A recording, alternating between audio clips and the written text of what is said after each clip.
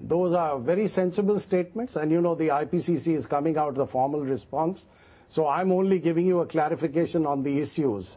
But as far as the IPCC's response to this scurrilous article is concerned, we will be coming out with a response. And I think world leaders are sensible people.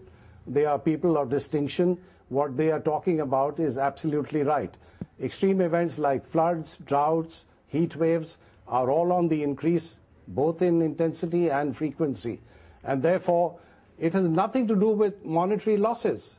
I mean, we are talking about human lives. We're talking about the fact that the Maldives Islands would probably not exist over a period of time with sea level rise. Let me just bring in now Dr. Murari Lal. As I said, he's one of the authors for the IPCC Asia chapter report. Dr. Lal, when you hear now international concern being raised, whether it's by independent journalists, whether it's by so-called climate skeptics, whether it's by world leaders, now being raised with the validity of IPCC reports, how would you defend it? Well, I being a climatologist, I would like to say that whatever IPCC reports contain, they are based on a variety of research taken from the world-known scientists across the entire world. So as a matter of fact, we are reporting collectively the scientific facts. So Richard North has just pointed out what he says are two instances where it wasn't really based on either peer-studied papers or actual scientific fact. Now, what happens when you go for peer-reviewed journals, then you may not get the complete information. At times, as authors, we have to dig the main source of it, and that's where we come across some technical reports which provide more detail to find out the robustness of this study.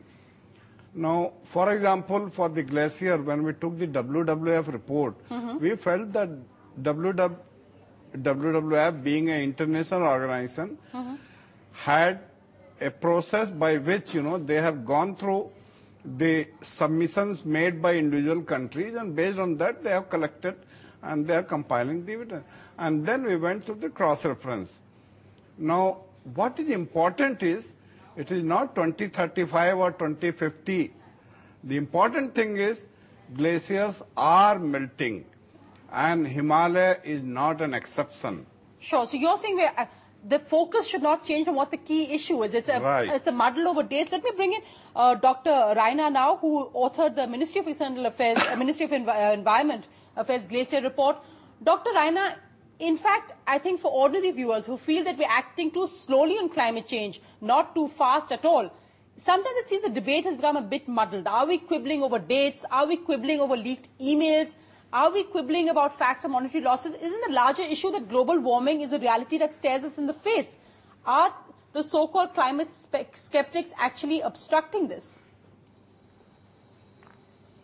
Well, actually, they started it. IPCC's report on glaciology started it.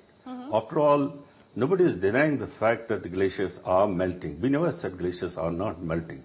What we are trying to say is that we have not found any evidence to this fact in the Himalayas that the glaciers have started melting at a faster rate, which we could link to global warming. Mind it, we have never challenged global warming or never challenged climate change.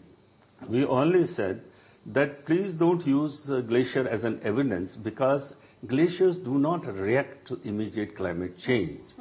Now, unfortunately, what is happening now, they have accepted it, conceded that, but now, unfortunately, some other points are being brought forward.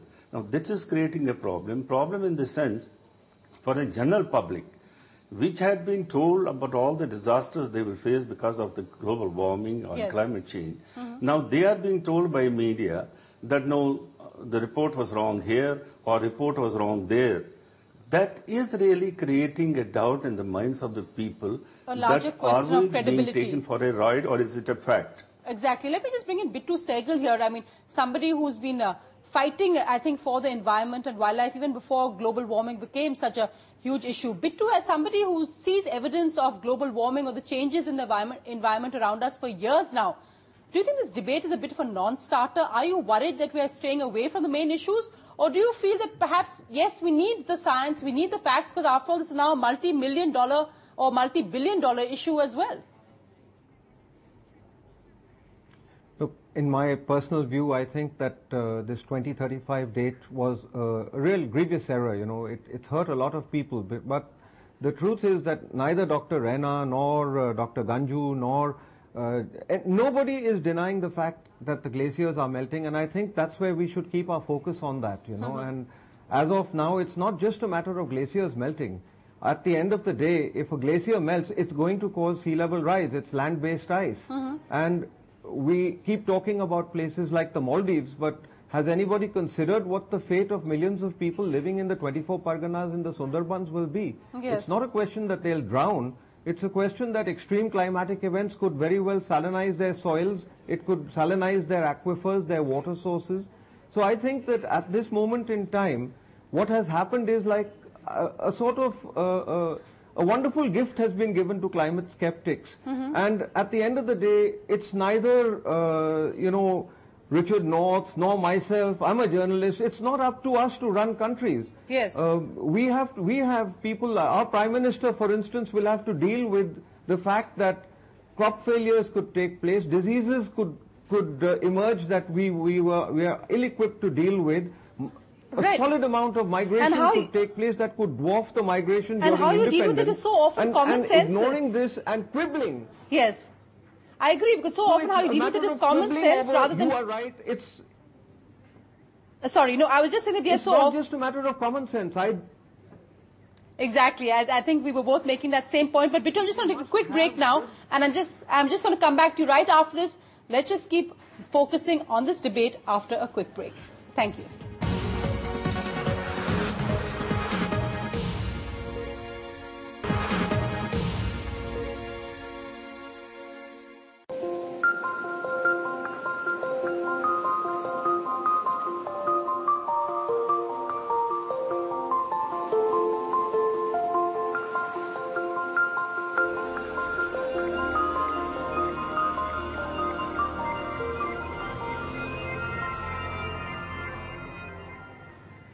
Welcome back. Our focus on verdict tonight. Well, new reports question an IPCC report linking extreme events to global warming. We're debating about the impact this controversy has on the larger focus on global warming. Let me just go across to the man well in the hot seat, Dr. Pachauri, the head of the UN panel on climate change. Dr. Pachauri, these personal attacks against you as well, this whole focus on these reports, which they say, which climate skeptics say undermines your whole basis of the panel. Are you worried about the larger impact on the global focus on climate change? Well, you know, it's unfortunate that we made a mistake on the Himalayan glaciers thing, and we have come out with a clear admission of that mistake and the reason why it took place.